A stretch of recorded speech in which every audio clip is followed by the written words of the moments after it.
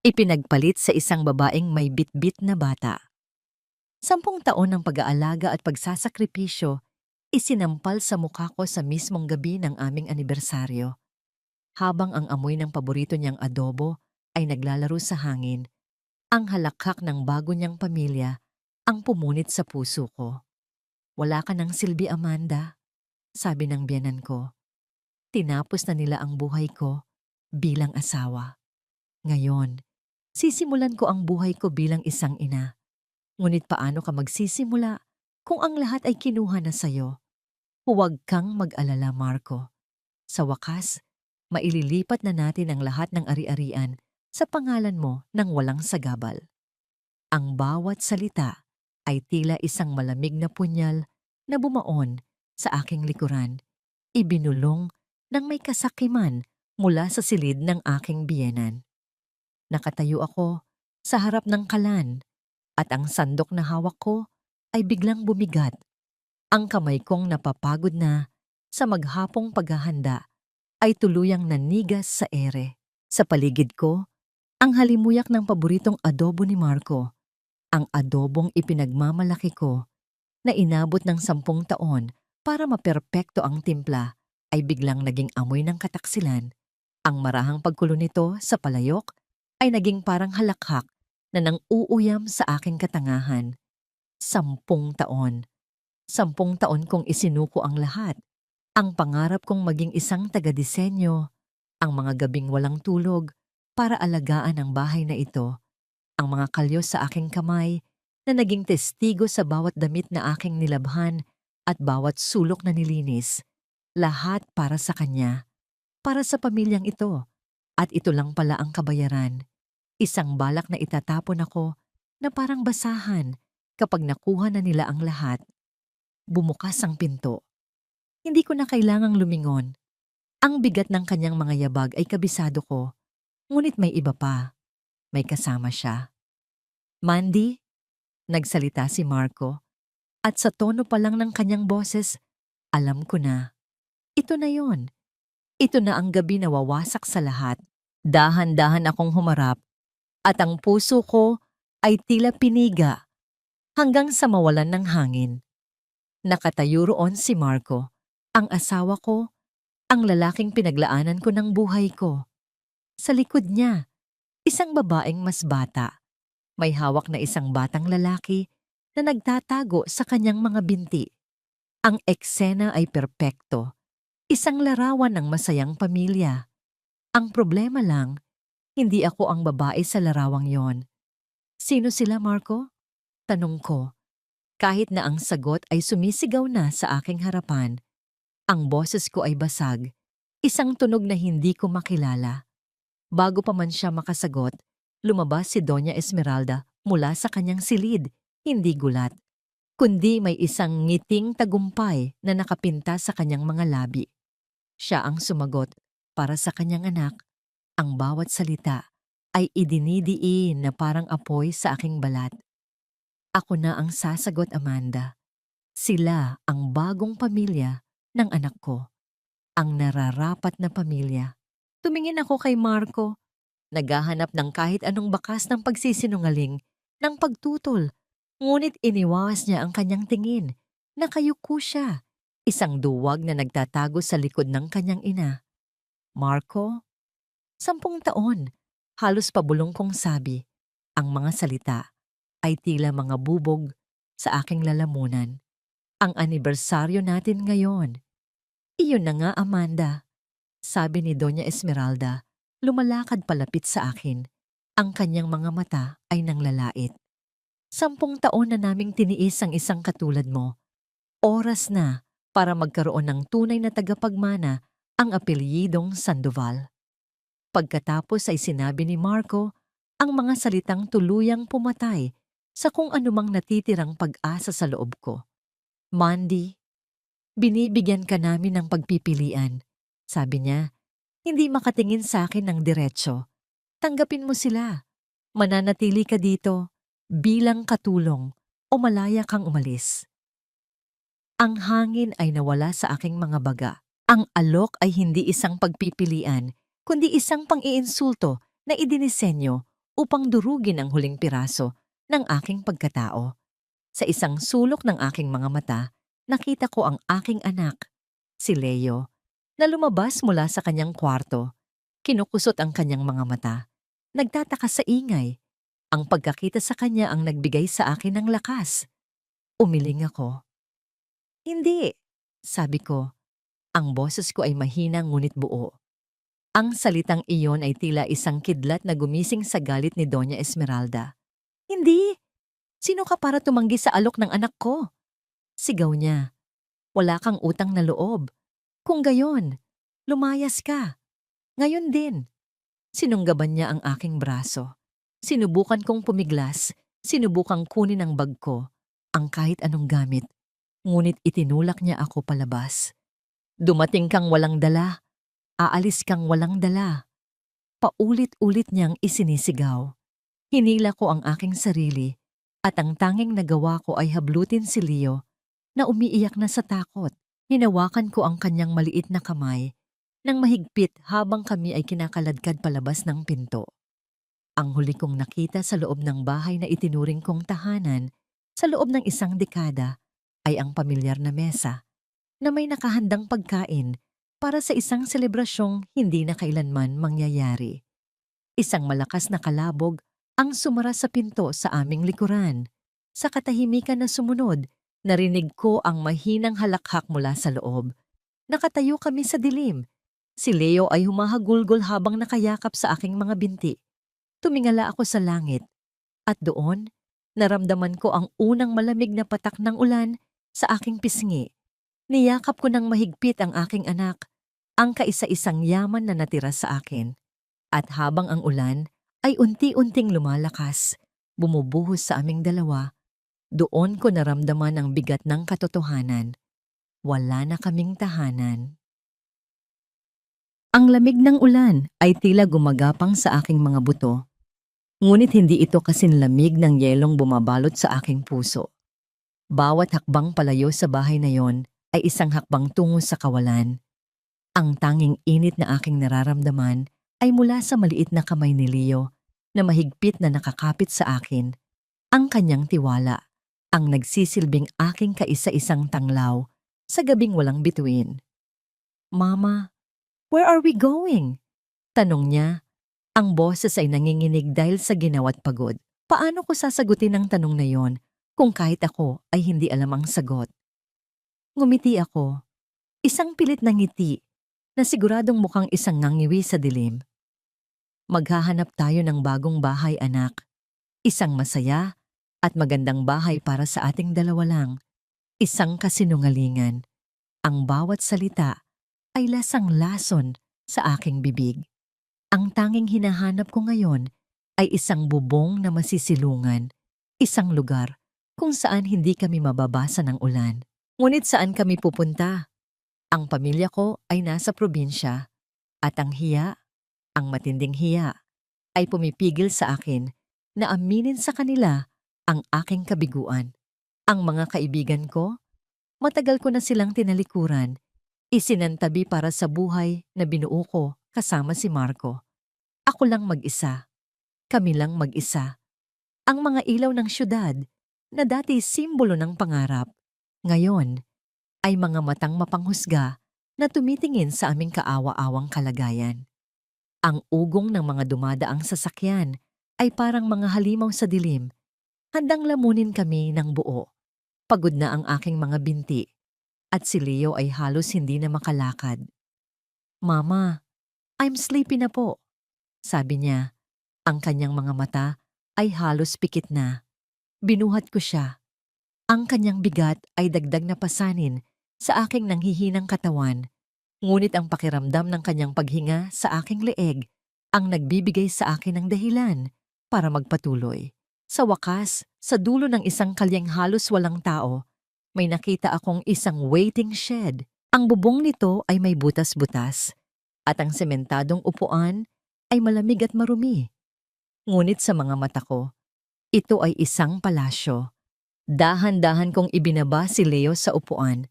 Giniginaw siya. Walang pag-aalinlangan, hinubad ko ang aking manipis na jacket ang kaisa-isang proteksyon ko laban sa ginaw, at maingat na ikinumot sa kanya. Agad siyang nakatulog. Ang kanyang mukha ay payapa. Walang kamalay-malay sa bangungot na aming kinakaharap. Umupo ako sa tabi niya. Yakap-yakap ang aking sarili sa lamig na tumatagos hanggang kaluluwa. Ang bawat patak ng ulan na tumutulong mula sa butas na bubong ay parang isang paalala ng aking mga luha. Dito, sa isang maruming waiting shed, sa gitna ng walang pakialam na lungsod, sa ilalim ng umiiyak na langit, doon ko naramdaman ang tunay na kahulugan ng pagiging wala. Wala nang natira, maliban sa batang natutulog sa aking tabi. Ang tunog ng mga tandang mula sa mga kalapit-bahay at ang dahan-dahang pag-ingay ng kalsada ang gumising sa akin. Ang sikat ng araw ay tila kutsilyong humihiwa sa aking mga mata. Isang malupit na paalala na ang bangungot ay hindi pa tapos. Bawat himaymay ng aking kalamnan ay sumisigaw sa sakit dahil sa pagkakatulog sa matigas at malamig na semento. Tumingin ako sa tabi ko at nakita si Leo. Mahimbing pa rin ang tulog. Ang kanyang mukha ay may bahid ng dumi, ngunit payapa. Ang pagiging inosente niya ang lalong nagpabigat sa krus na aking dinadala. Hija, Amanda, ikaw ba yan? Isang pamilyar na boses ang pumunit sa katahimikan. Napatingala ako at nakita si Aling Nene, ang dati naming kapitbahay, sa lumang apartment na tinitirhan ko bago ako ikasal. Isang matandang babae na nagtitinda ng gulay sa palengke. Ang kanyang mukha ay puno ng pag-aalala at hindi makapaniwalang pagtataka. Ang biglaang pagpapakita ng isang mukha mula sa nakaraan ay nagdulot ng matinding hiya sa aking dibdib. Sinubukan kong itago ang aking mukha. Ayokong makita niya ako sa ganitong kalagayan. Ngunit hindi siya lumayo. Lumapit siya. Inilapag ang kanyang bayong ng mga paninda at umupo sa tabi ko. Ang kanyang mga mata ay hindi mapanghusga, kundi puno ng habag. Diyos ko, anong nangyari sa inyo ng anak mo? Bakit kayo nandito? Hindi ko napigilan ang mga luha. Bumuhos ang lahat ng sakit, pagod at kahihiyan sa harap niya. Sa pagitan ng aking mga hikbi, na ikwento ko ang lahat. Hindi siya nagsalita. Nakinig lang siya. Ang kanyang kamay ay marahang humahaplos sa aking likod. Isang simpleng kilos na nagbigay ng higit na ginhawa kaysa sa anumang salita. Nang matapos ako, tumayo siya ng may determinasyon. Tama na yan. Hindi kayo pwedeng manatili dito.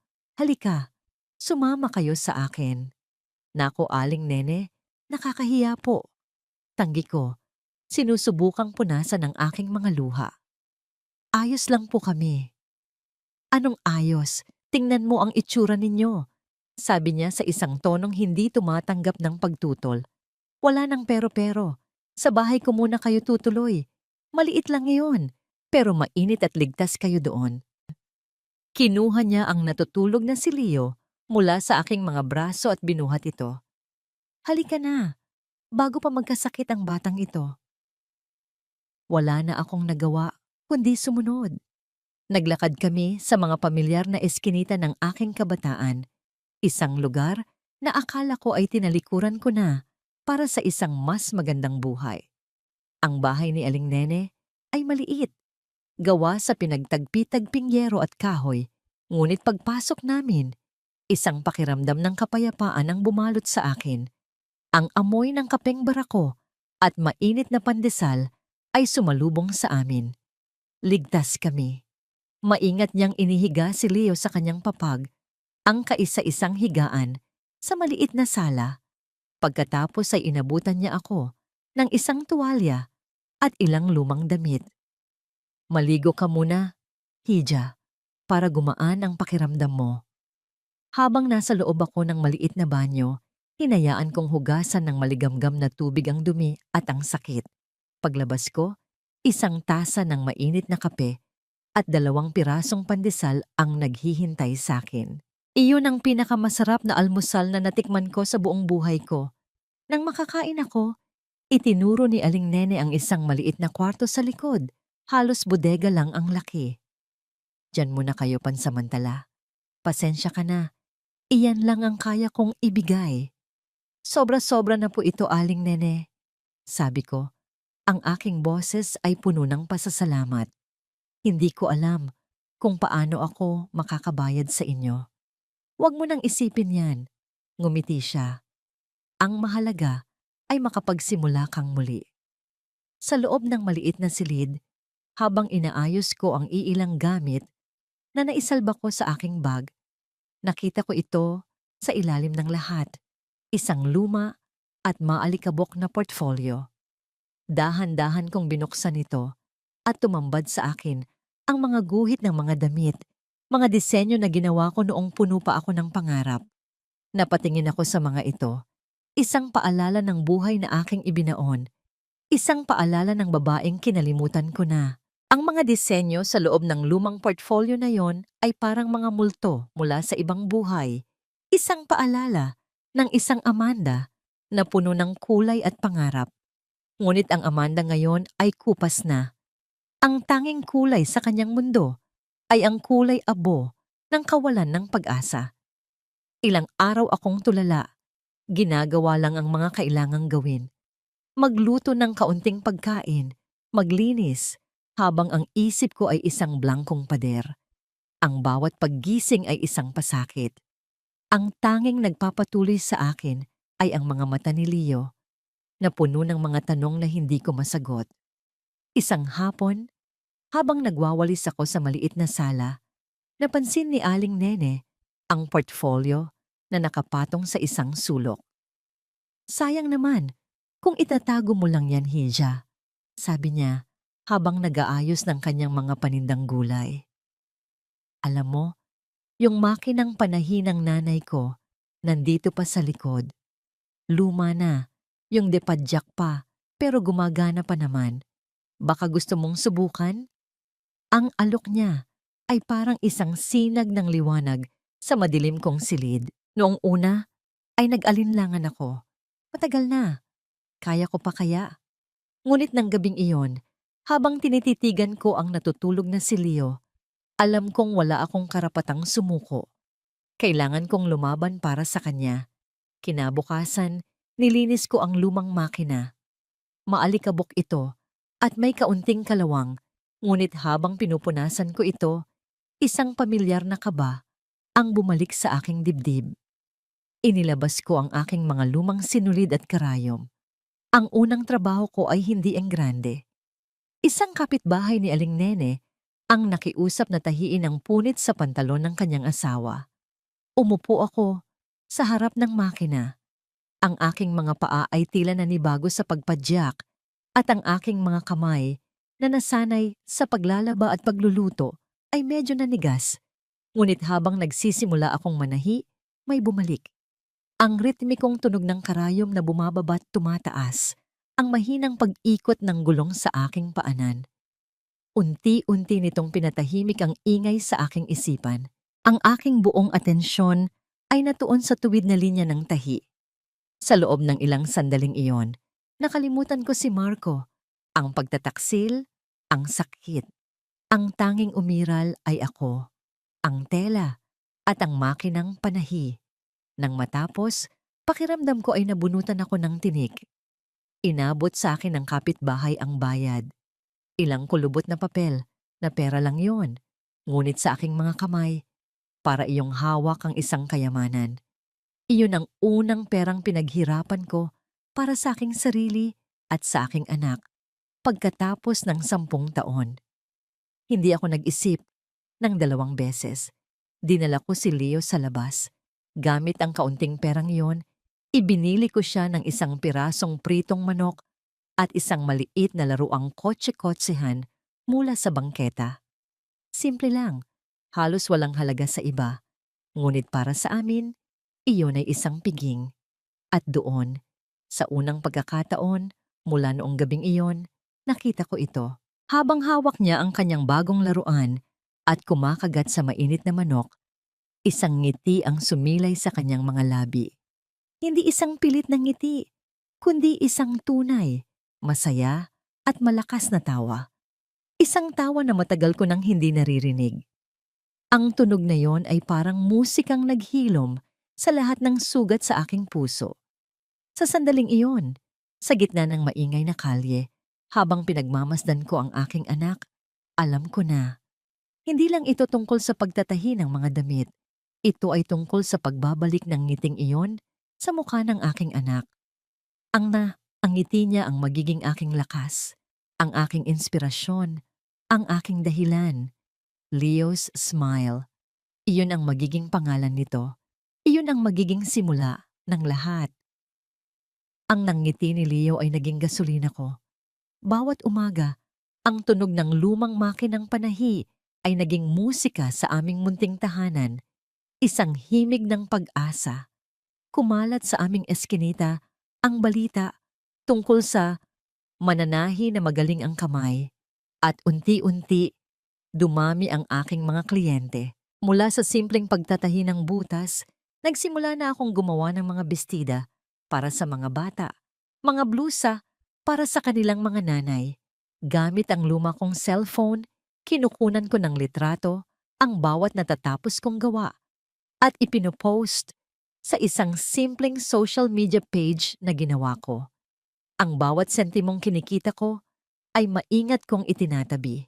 Ang isang bahagi ay para sa pagkain, ang isa ay para sa mga gamit sa pananahi, at ang pinakamalaking bahagi ay para sa maliit na alkansya ni Leo. Sa unang pagkakataon, sa loob ng 10 taon, naramdaman ko ang halaga ng sarili kong pagod. Hindi ako asawa ng isang Sandoval. Ako si Amanda, isang ina, isang mananahi, isang araw, isang babaeng nagpakilalang si Ginang Reyes, may-ari ng isang maliit na butik sa kalapit na bayan, ang dumating sa amin. Nakita raw niya ang aking mga gawa online at humanga sa kalidad at pagmamahal na nakikita sa bawat tahi. Nag-alok siya ng isang pagkakataon na halos ikaluha ng aking mga mata. Isang order para sa 20 piraso ng bestida para sa mga bata. Ito na ang pagkakataon, Hija. Sabi ni Aling Nene, ang kanyang mga mata ay nagniningning para sa akin. Alam kong ito na nga. Ito ang hagdan para makaahon kami ni Leo sa kahirapan. Tinanggap ko ang order ng walang pag-aalinlangan. Sa sumunod na 2 linggo, ang mundo ko ay umikot sa tela, sinulid, at sa padyak ng makina. Halos hindi na ako natutulog. Sa gabi, habang mahimbing na natutulog si Leo, ako ay gising na gising. Ang aking mga mata ay pagod, ngunit ang aking puso ay puno ng determinasyon. Ang bawat bestida ay hindi lang isang damit. Iyon ay isang piraso ng aming kinabukasan. Nang araw na yon, natapos ko ang huling bestida. Maingat kong tiniklop ang bawat isa at inilagay sa malinis na kahon. Isang pakiramdam ng tagumpay ang bumalot sa akin. Halos maiyak ako sa tuwa. Sa wakas, may maipagmamalaki ako. Handa na ang lahat para sa paghahatid kinabukasan. Ngunit tumunog ang aking cellphone, isang hindi pamilyar na numero. Hello? Si Amanda po ito. Sagot ko. Ang aking boses ay masaya at puno ng pananabik. Miss Amanda Nicholas? Tanong ng isang malamig at formal na boses sa kabilang linya. This is Mrs. Reyes. Ay, Ma'am Reyes, napatawag po kayo? Handa na po ang mga order ninyo. Masigla kong sabi. Nagkaroon ng isang sandaling katahimikan. I'm sorry, Miss Nicholas. Sabi niya. Ang tono niya ay nagbago. I'm calling to cancel the order. Ang mga salita ay parang isang malakas na sampal. Ang aking nangiti ay naglaho. Po? Bakit po? May problema po ba sa mga gawa ko? Hindi sa ganoon, sagot niya.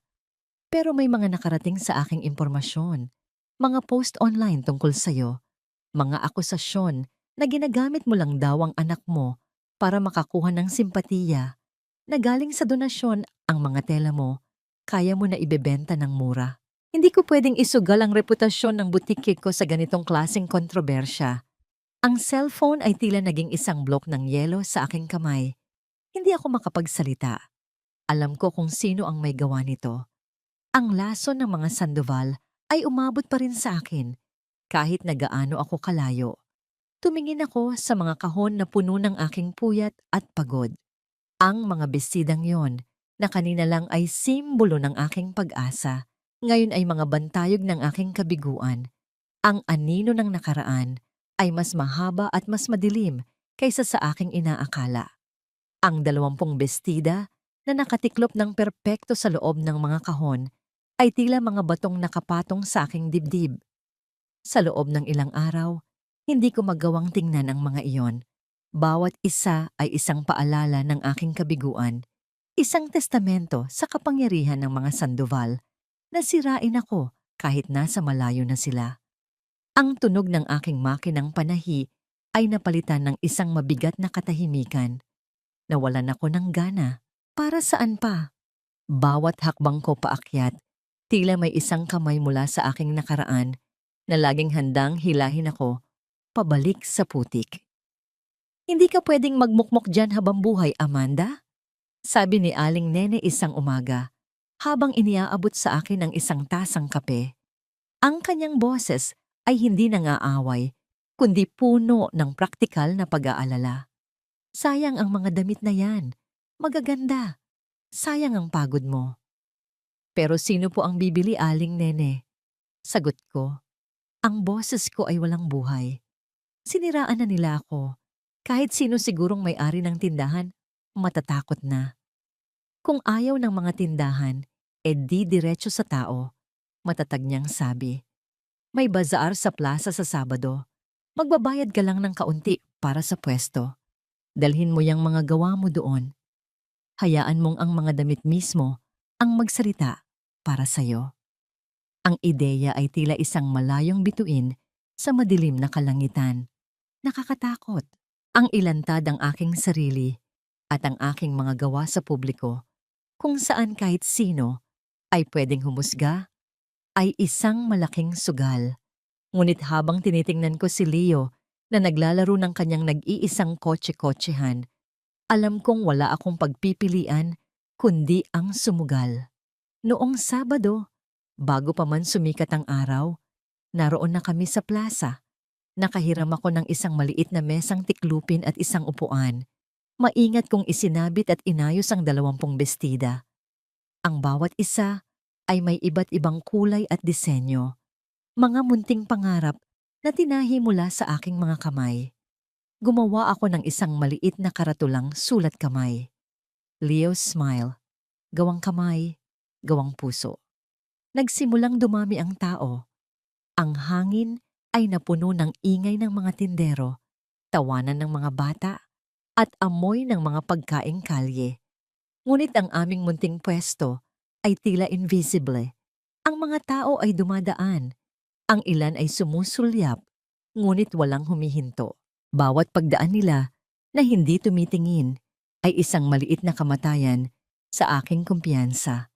Siguro tama sila. Siguro isa lang akong nagkukunwaring mananahi na ginagamit ang anak para sa awa. Ang init ng araw ay nagsimulang manakit sa aking balat, kasabay ng sakit ng pagkabigo sa aking dibdib. Nang tanghali na, at halos wala pa rin akong benta, handa na akong magligpit. Ngunit isang babae ang huminto. Bata pa siya, moderno manamit, at ang kanyang mga mata ay tila sinasanay na makita ang mga detalye. Hindi siya tumingin sa presyo. Kinuha niya ang isa sa mga bestida at hinawakan ang tela. Wow! Sabi niya, halos sa kanyang sarili. Ang linis ng tahi. Tumingin siya sa akin. Gawa mo to lahat. Tumangulang ako, hindi makapagsalita. Ang galing, sabi niya, habang sinusuri ang iba pang mga disenyo. May potential, may kwento ang bawat piraso. Kumuha siya ng isang kulay dilaw na bestida. Bibilin ko to para sa pamangkin ko. Habang inaabot ko sa kanya ang sukli, napansin niya si Leo na naglalaro sa aking paanan. Siya ba si Leo? Tanong niya nakangiti.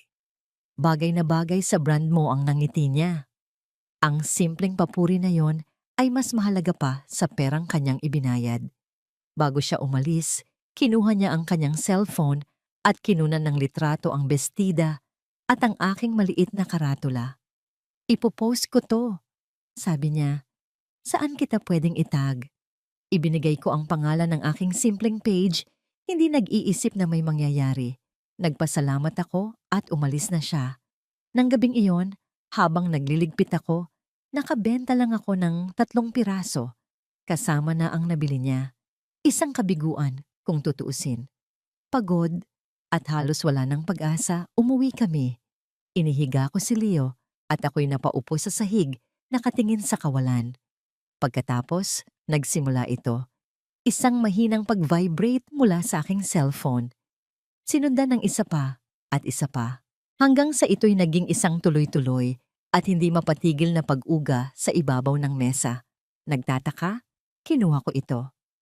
Ang screen ko ay nabuhay sa liwanag. Daan-daang notifications, friend requests, messages. Ang page ko na dati mayroon lang 50 followers, ngayon ay may libo-libo na. Nakita ko ang post. Ang babae pala ay isang kilalang fashion blogger na may daan-daang libong tagasunod. Ang kanyang post tungkol sa hidden gem na natagpuan niya sa isang bazar na may kasamang close-up na litrato ng aking tahi at ang kwento sa likod ng Leo's Smile ay nag-viral. Ang aking inbox ay puno ng mga mensaheng nagtatanong. Magkano? Available pa ba? May iba pa kayong designs? Saan ang shop ninyo? Nakatitig ako sa screen. Ang aking mga daliri ay nanginginig. Ang baha ng atensyon ay biglaan at nakakabrumarindi. Ang sinulid ng pagkakataon ay hindi lang isang sinulid. Ito ay isang malaking alon. At hindi ko alam kung paano ako lalangoy. Ang pagsabog ng atensyon mula sa social media ay parang isang bagyo na hindi ko inaasahan. Sa unang linggo, halos hindi ako makakain o makatulog. Ang aking cellphone ay walang tigil sa pagtunog. Ang mga order ay dumagsa, hindi lang mula sa loob ng syudad, kundi mula pa sa iba't ibang probinsya. Ang natitirang 17 bestida ay naubos sa loob lamang ng isang araw. Diyos ko, Amanda, ito na talaga. Bulalas ni Aling Nene. Habang tinutulungan akong maglista ng mga pangalan at address sa isang lumang notebook, ang demand ay napakalaki at ako, kasama ang aking lumang depadyak na makina, ay hindi makasabay.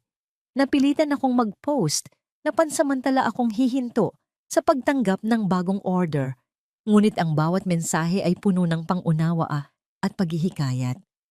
Maghihintay kami, sabi ng isa. Take your time, deserve mo yan, sabi ng isa pa. Doon ko naintindihan na ang binibili nila ay hindi lang damit, kundi ang kwento sa likod nito. Ang kwento ng isang inang lumalaban. Gamit ang perang kinita ko, ang unang ginawa ko ay bumili ng 2 bagong high-speed sewing machine.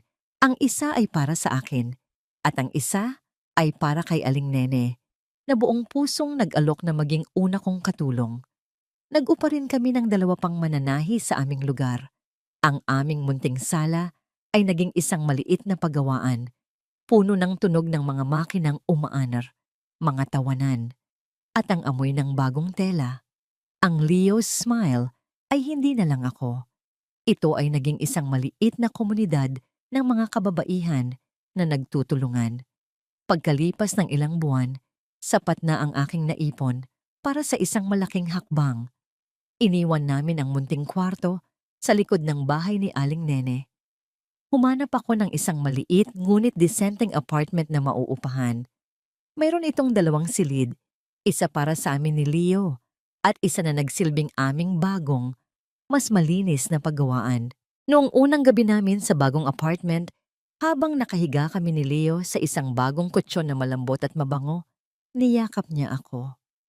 Mama, ang ganda ng new house natin. May bintana na yung room ko. Sa simpleng mga salitang yon, ang lahat ng pagod ko ay naglaho. Tumingin ako sa labas ng bintana, sa mga ilaw ng syudad na dati kinatatakutan ko. Ngayon, ang mga ito ay tila mga bituing nagniningning para sa aming bagong simula. Sa kauna-unahang pagkakataon, sa loob ng mahabang panahon, Nakaramdam ako ng kapayapaan.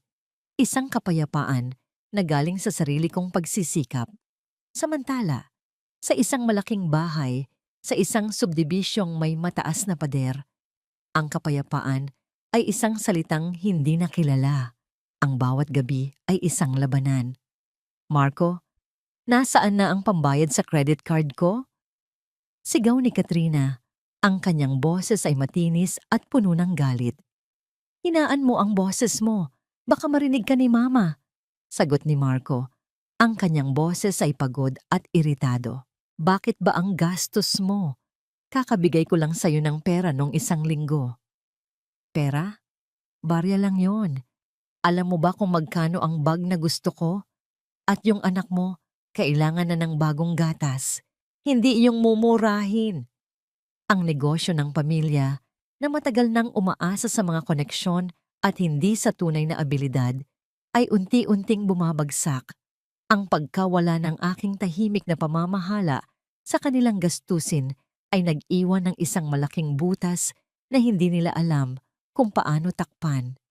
Ang kanilang buhay na dating puno ng karangyaan, ngayon ay puno ng pagkukunwari. Isang gabi, habang pauwi ako mula sa pamimili ng tela, pakiramdam ko ay may sumusunod sa akin. Kinabahan ako. Binilisan ko ang aking lakad.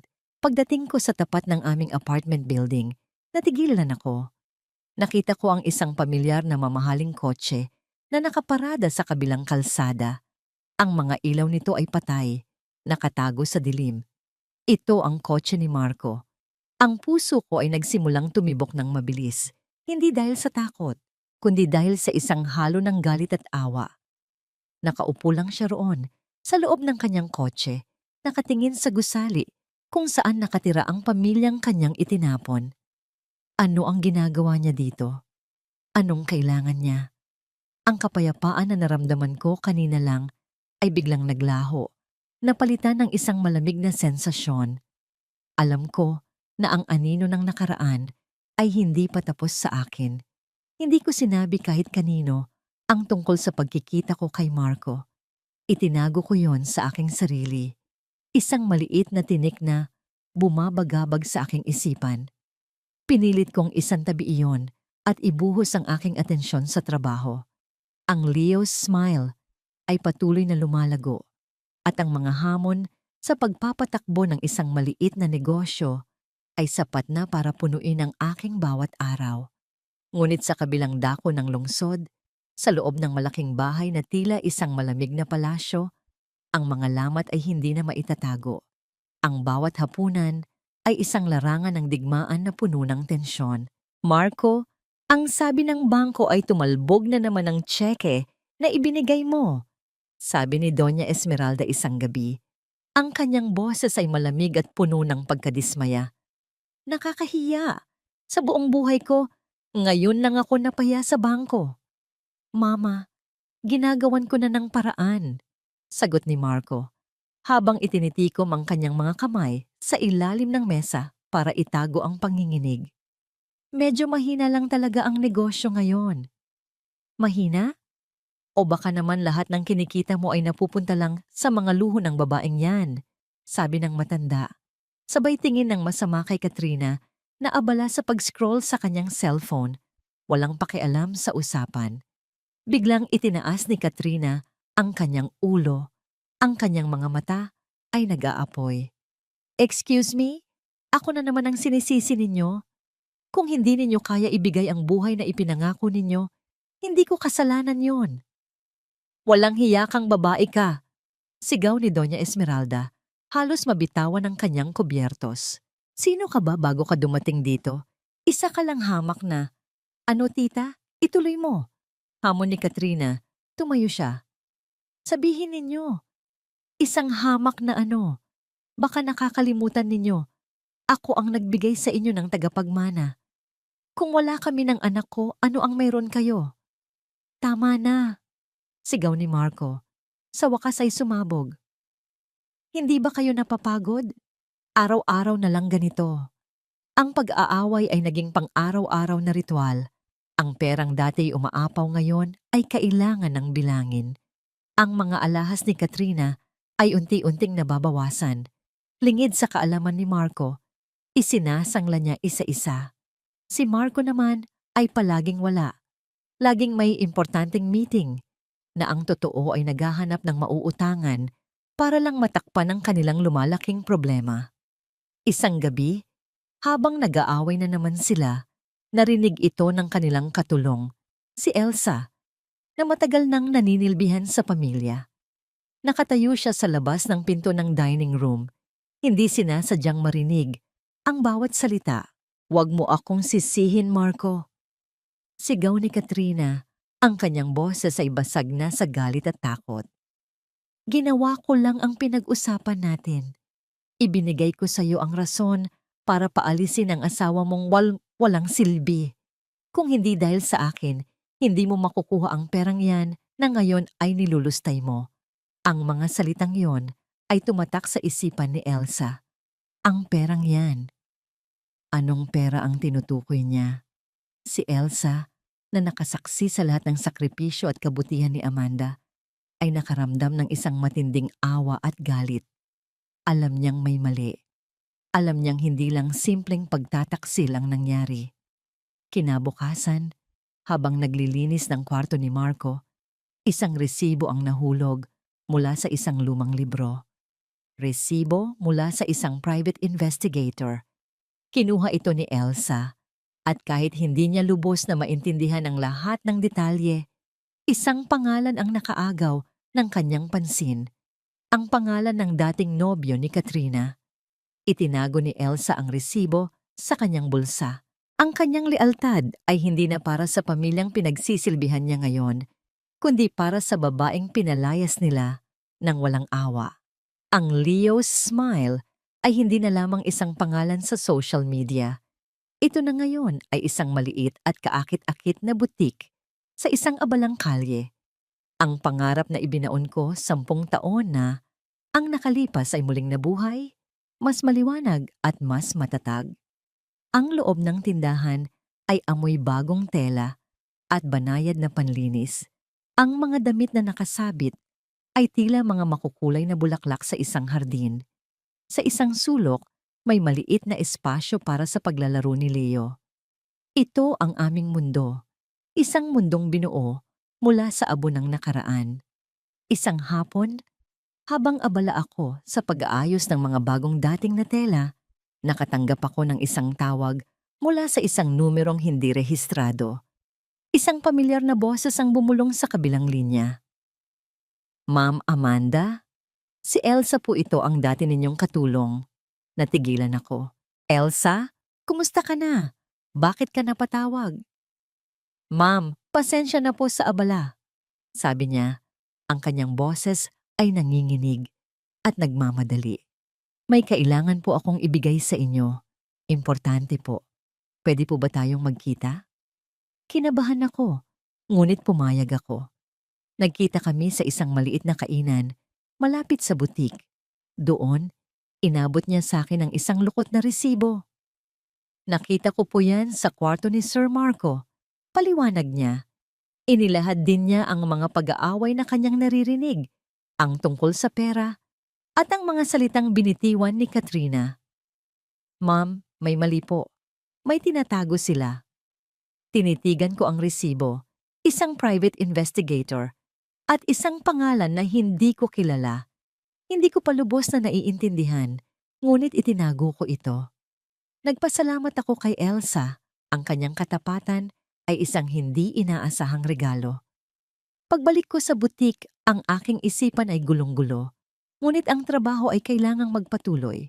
Maya-maya, isang mahinang tunog mula sa kampanilya sa pinto ang nagpabalik sa akin sa kasalukuyan. "Welcome sa Leo's Smile." Bati ko nang hindi pa tumitingin. Isang nakasanayang ngiti ang nasa aking mga labi. Nang iangat ko ang aking ulo, ang nangiti ko ay naglaho. Nakatayo sa aking harapan si Marco.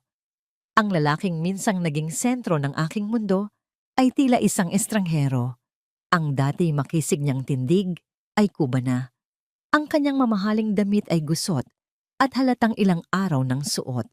May maitim na bilog sa ilalim ng kanyang mga mata at ang kanyang buhok ay magulo.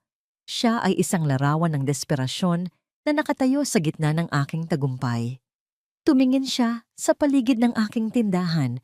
Ang kanyang mga mata ay puno ng pagkamangha at, marahil, pagsisisi. "Mandy," sabi niya, ang kanyang boses ay paos. "Ang ganda na pala dito."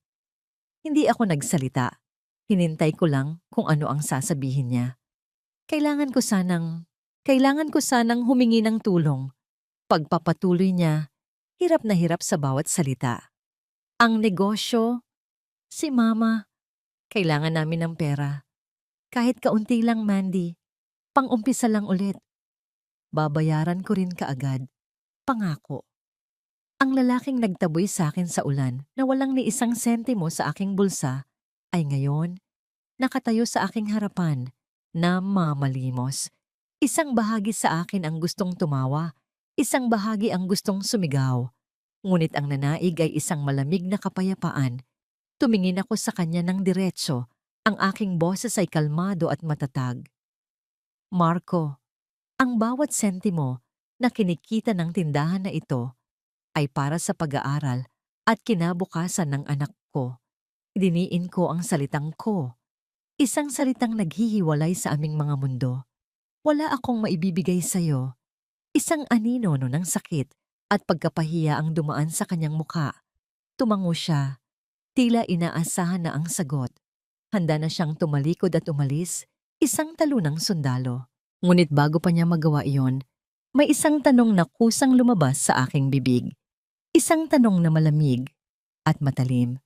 Dala ng resibong ibinigay sa akin ni Elsa. "Bago ka umalis," sabi ko, "sagutin mo lang ang isang tanong." Humarap siya, naghihintay. "Kumusta na ang tunay mong anak?" Ang tanong ay tumama sa kanya na parang isang malakas na suntok sa sikmura. Ang kulay ay nawala sa kanyang mukha. Nanlaki ang kanyang mga mata sa gulat at takot. Ang kanyang bibig ay bahagyang bumukas, ngunit walang salitang lumabas. Sa kanyang reaksyon, alam ko na. May tinatamaan ako, isang sikretong mas madilim at mas masakit pa kaysa sa aking inaakala. Ang katahimikan sa pagitan namin ay mas mabigat kaysa sa kahit anong sigaw. At sa katahimikang iyon, naramdaman ko ang pagbaliktad ng mundo. Ako na ngayon ang may hawak ng kapangyarihan. Ang tanong ko ay nanatiling nakabitin sa hangin. Isang espada na nakatutok sa leeg ni Marco. Ang kanyang pamumutla ay hindi na maitago. Nakita ko ang takot sa kanyang mga mata. Isang takot na mas malalim pa sa pagkabigo sa negosyo. Ito ang takot ng isang taong nabubuhay sa isang malaking kasinungalingan. Hindi na siya nagsalita. Mabilis siyang tumalikod at halos takbuhin ang daan palabas ng aking tindahan. Tila hinahabol ng sarili niyang multo. Ang kanyang biglaang pag-alis ay isang kumpirmasyon. Ang resibo mula sa private investigator, ang pangalan ng dating nobyo ni Katrina. Ang mga piraso ng palaisipan ay nagsimulang magkabit-kabit sa aking isipan. Ang investigador ay hindi para sa negosyo, para iyon kay Katrina. Ang pagbisita ni Marco ay nag-iwan sa akin ng hindi mapakaling pakiramdam. Hindi na ito tungkol sa pera o sa paghihiganti. Ito ay tungkol sa katotohanan.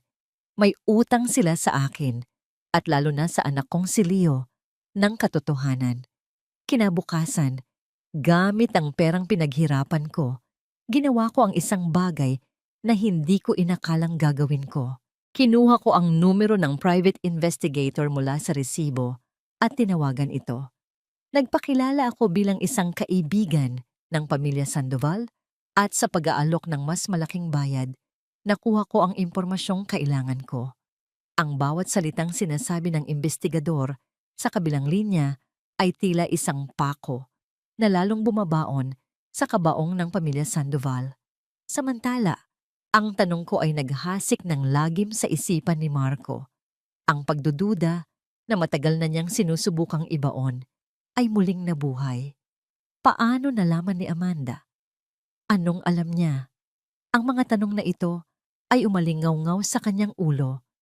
mas malakas kaysa sa mga sigaw ni Katrina o sa mga panunumbat ng kanyang ina. Dala ng desperasyon, bumalik siya sa private investigator. Hindi alam na naunahan ko na siya. Binayaran niya ito para sa huling piraso ng ebidensya, isang DNA test result. Ang pagbubunyag ay hindi nangyari sa isang marangyang pagtitipon o sa isang dramatikong eksena. Nangyari ito sa isang tahimik na hapon, sa loob ng kanilang malaking bahay na ngayon ay puno ng alikabok at katahimikan. Nakaupo si Doña Esmeralda sa kanyang paboritong silya, habang si Katrina naman ay naglalagay ng pulang kolorete sa kanyang mga labi, naghahanda para sa isang lakad na hindi naman niya kayang tustusan. Pumasok si Marco. Ang kanyang mukha ay walang emosyon na lalong nakakatakot. Hawak niya ang isang brown envelope. "Ano yan, Marco? Nakuha mo na ba ang pera?" Tanong agad ng kanyang ina. Hindi siya sumagot. Sa halip, lumapit siya kay Katrina at inilapag ang envelope sa harapan nito. "Buksan mo!" utos niya.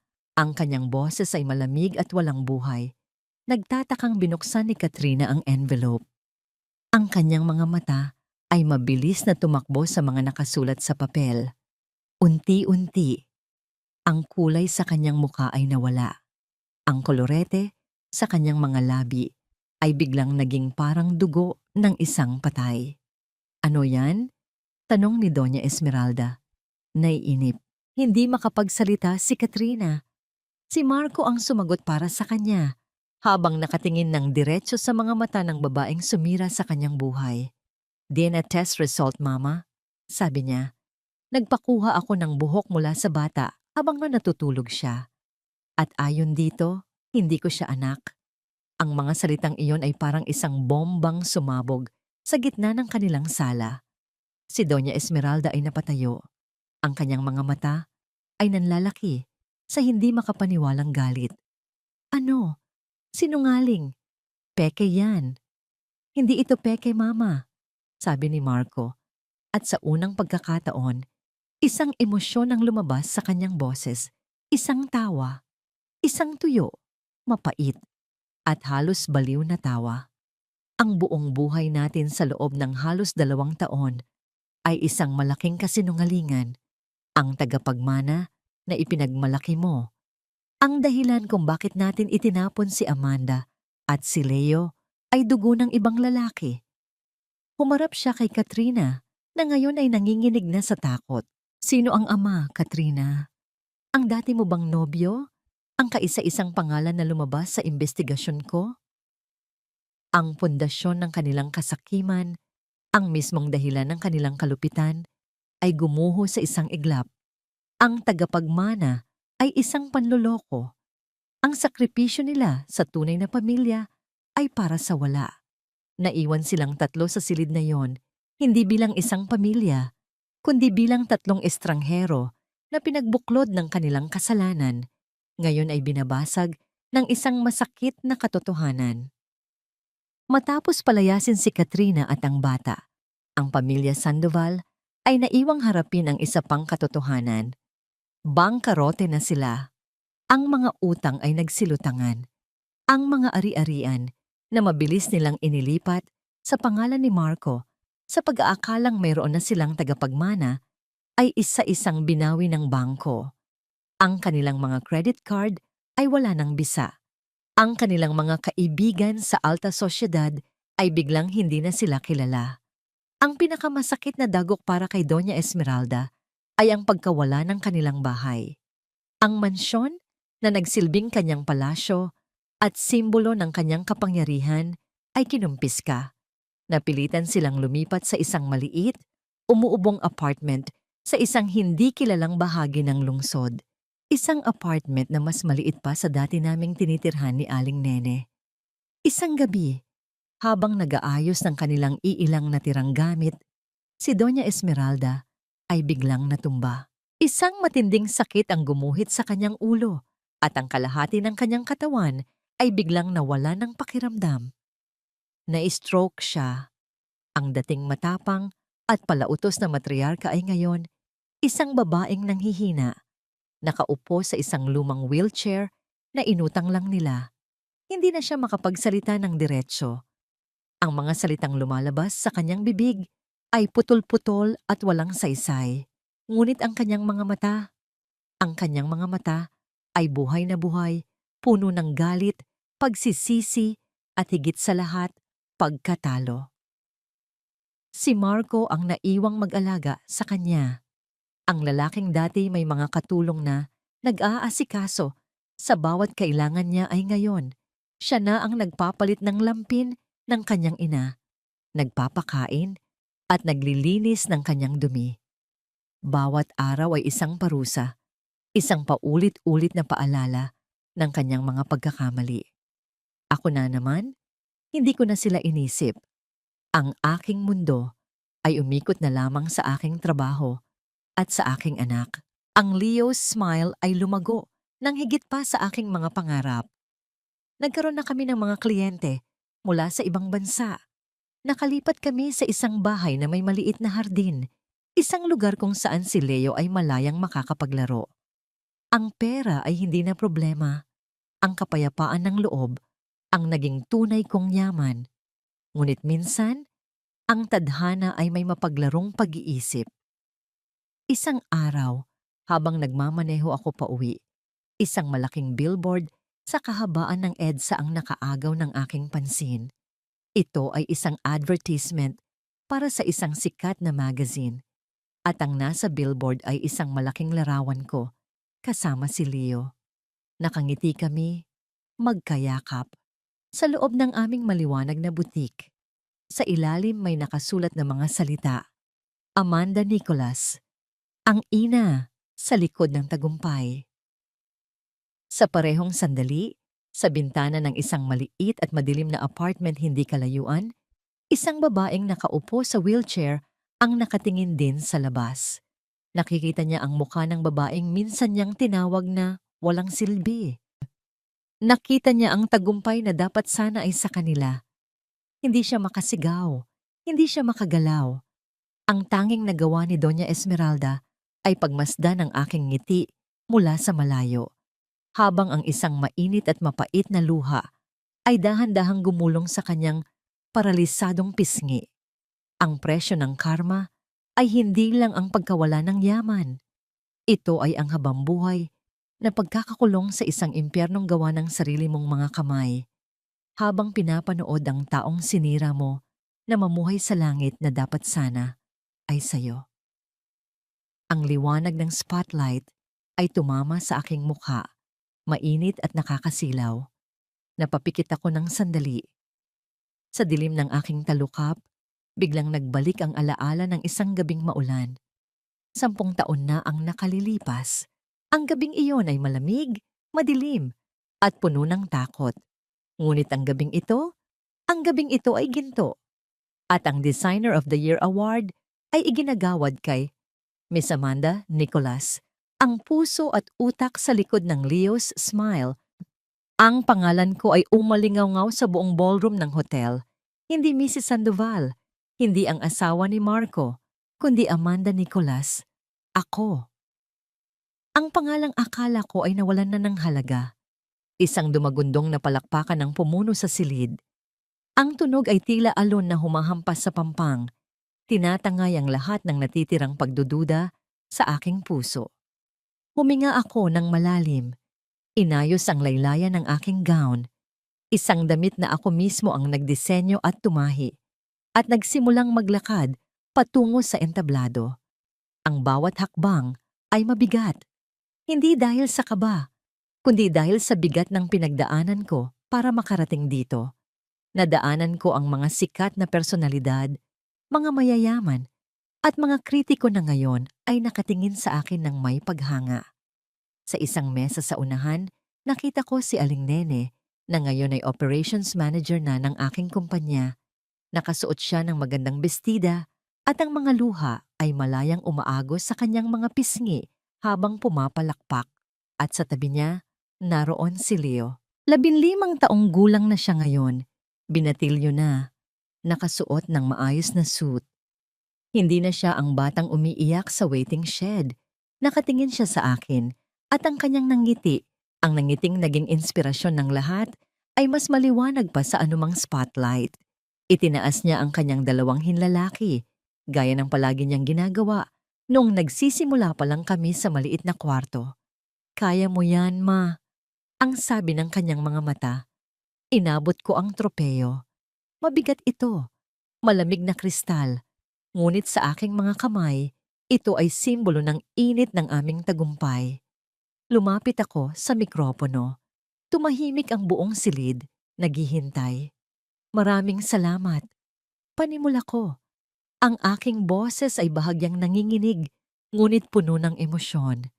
Marami ang nagtatanong sa akin kung ano ang sekreto ng aking mga disenyo. Bakit daw parang may kwento ang bawat tahi? Tumingin ako sa malayo. Tila tinatanaw ang nakaraan. May panahon sa buhay ko na sinabi sa akin na wala akong silbi, na ang tanging halaga ko ay bilang isang palamuti sa bahay, na kapag nawala ang titulong asawa, ako ay magiging wala. Isang munting buntong hininga ang narinig mula sa audience. Pero noong gabing iyon, noong nawala ang lahat sa akin, may isang bagay na natira. Isang maliit na kamay na humawak sa akin. Isang ngiti na nagsabing, "Mama, dito lang ako." Doon ko naintindihan na ang tunay na tagumpay ay hindi nasusukat sa apelyido, sa laki ng bahay, o sa dami ng alahas. Tumingin ako ng diretso kay Leo. Ang tagumpay ay ang kakayahang bumangon mula sa abo. Ang kakayahang gawing sandata, ang karayom, at sinulid para itahi ang mga punit ng sarili nating pagkatao. Ang award na ito ay hindi para sa akin. Para ito sa bawat babae na sinabihang hindi nila kaya. Sa bawat ina na nagkusot ng mata sa madaling araw para lang may maipakain sa pamilya. Sa bawat taong nadapa, nasugatan, pero piniling tumayo. Itinaas ko ang tropeyo. At higit sa lahat, para ito sa'yo, Leo. Ikaw ang aking ngiti. Ikaw ang aking tapang. Ikaw ang dahilan kung bakit ako nandito. Muling dumagundong ang palakpakan. Mas malakas, mas mainit. Nakita ko ang mga tao na tumatayo, nagbibigay ng standing ovation. Sa gitna ng dagat ng mga tao, nakita ko si Leo na tumatakbo paakyat ng entablado. Sinalubong ko siya ng mahigpit na yakap. Sa yakap na yon, naramdaman ko ang pagtatapos ng isang mahabang kabanata. Wala akong binanggit na pangalan. Wala akong binanggit na Marco o Esmeralda. Dahil sa sandaling ito ng aking pinakamataas na tagumpay, napagtanto ko ang pinakamahalagang katotohanan. Hindi na nila kailangang banggitin pa. Ang hindi pag-alala sa kanila ay ang pinakamatamis na paghihiganti. Sila ay naging bahagi na lamang ng isang malungkot na kwento na hindi na akin. Ako ay si Amanda Nicolas at ito ang aking tagumpay. Sabi nila, ang panahon ang pinakamahusay na manggagamot. Ngunit para sa akin, hindi lang panahon ang naghilom ng aking mga sugat. Ang tunay na gamot ay ang pagtanggap, ang pagmamahal sa sarili, at ang kakayahang magpatawad. Hindi para sa taong nanakit sa'yo, kundi para sa sarili mong kalayaan. 5 taon na ang lumipas mula noong gabing iyon ng parangal. Nakaupo ako ngayon sa ilalim ng lilim ng isang malaking puno ng mangga sa hardin ng aming sariling bahay. Ang hangin ay presko at amoy damo. Sa aking harapan, ang isang tasa ng tsaa ay umuusok pa. Ang init nito ay sumasabay sa init ng araw na dumadampi sa aking balat. Wala nang galit sa puso ko. Dati, ang bawat paghinga ko ay puno ng pagnanais na makita silang magdusa. Ngunit ngayon, kapag naiisip ko ang nakaraan, parang nanonood na lang ako ng isang lumang pelikula. Alam ko ang kwento, alam ko ang sakit, pero hindi na ako ang bida sa trahedyang yon. Pinatawad ko na sila, hindi dahil humingi sila ng tawad, dahil hindi naman nila ginawa, kundi dahil karapatan kong maging payapa. Ang pagpapatawad ay ang pagputol sa kadenang nagtatali sa akin sa kanila. Sa kabilang dako ng lungsod, sa isang lugar na hindi na naaabot ng araw, alam kong buhay pa sila. Minsan, nababalitaan ko pa rin. Si Marco ay nagtatrabaho na raw bilang driver ng isang maliit na kumpanya. Ang kanyang mukha ay maagang pinatanda ng alak at pagsisisi. Si Doña Esmeralda naman ay nananatili sa kanyang wheelchair, nakatingin sa bintana ng kanilang maliit na apartment, naghihintay ng bisitang hindi kailanman darating. Ang kanilang buhay ay isang paulit-ulit na siklo ng sana at dapat. Ang kanilang parusa ay hindi ang kahirapan, kundi ang alaala ng kung ano ang sinayang nila. Ang katahimikan sa pagitan nila tuwing gabi ay mas maingay pa sa anumang sigawan. Ito ay ang tunog ng isang pamilyang winasak ng sarili nilang kasakiman. Naputol ang aking pagmumuni-muni nang marinig ko ang pagbukas ng gate. Ma, nandito na ako. Lumingon ako at nakita si Leo. Binata na siya, matangkad at makisig sa kanyang uniforme. 20 taong gulang na siya at nag-aaral ng arkitektura. Determinadong magtayo ng mga bahay na punong-puno ng pagmamahal, kabaligtaran ng bahay na kinalakihan ng kanyang ama. Lumapit siya sa akin at humalik sa aking noo. Ang kanyang yakap ay mahigpit, puno ng respeto at pagmamahal. Kamusta ang araw mo, ma? Masaya, anak. Masaya, sagot ko. Habang hinahaplos ang kanyang pisngi, nakikita ko sa kanya ang aking sarili, ang aking tapang, ang aking puso. Wala akong nakikitang bakas ni Marco sa kanya at iyon ang pinakamalaking biyaya. Umupo siya sa tabi ko at sabay naming pinanood ang paglubog ng araw. Ang langit ay nagkulay kahel at lila. Isang obra maestrang ipininta ng Diyos. Hindi ako nag-asawa muli. Hindi dahil takot ako, kundi dahil buo na ako. Hindi ko kailangan ng isang lalaki para kumpletuhin ang aking pagkatao o para patunayan ang aking halaga. Ang tagumpay ng Leo's smile, ang aking payapang tahanan, at ang mabuting lalaking pinalaki ko. Ito ang aking happily ever after. Huminga ako ng malalim, nilalanghap ang hangin ng kalayaan. Ang bagyo ay matagal nang lumipas, ang ulan ay tumigil na. At dito, sa aking munting hardin ng kapayapaan, ang mga bulaklak ay namumukadkad na, mas matitingkad at mas matitibay kaysa dati. Ako si Amanda Nicolas, nasaktan, nadapa, bumangon. At ngayon, ako ay lumilipad. Ako ay lumilipad. Ako ay lumilipad. Ako ay lumilipad. Ako ay lumilipad.